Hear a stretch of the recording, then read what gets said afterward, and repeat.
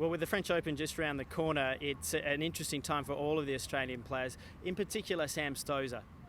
It's a tournament that she's performed well in and a tournament that she loves. And what's key going into the event is the weather, because if the weather gets warm and bouncy in Paris, she has that ability to really hurt the girls and move the ball and win quick points. If it gets damp, heavy and slow, then it's difficult for her to see her going really well.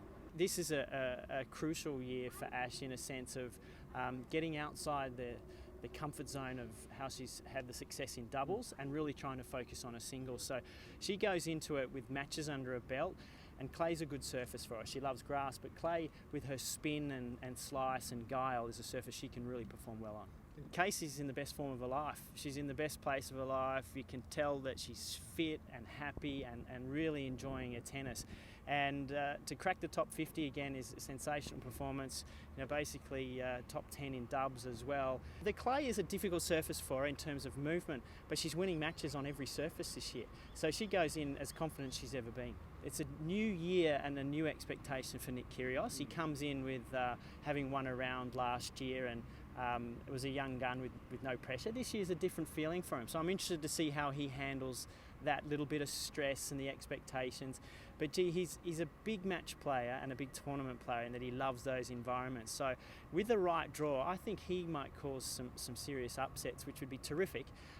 Leighton is Leighton. We know he's going to play solid. We know he's going to play well, and he's just got to be fit and ready to go for about 4 hours to win matches. That's the problem for him.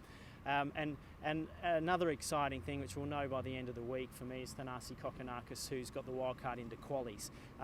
He's another young gun, performed well in a challenger just last week, and I think that he's got a real chance at qualifying. And again, it's building experience, but it's watching some young players love being on that stage, and we haven't had many who've really enjoyed that pressure, and I think Thanasi and Nick really will. This period of the year for Bernie is just about getting back out into tournament play, getting as many matches under his belt as he can, and basically getting ready to be as fit as he can be for the grass court season. He's got the potential, Marinko, to be in the round of 16, because he has beaten now a crop of guys ranked between basically 7 and 20. He knows he can do it. His form going into the French is actually quite reasonable. Hasn't won a lot of matches, but just lost some tight ones. So if he can get a bit of luck and a decent draw, we're going to see him finally break through, which would be a great thing.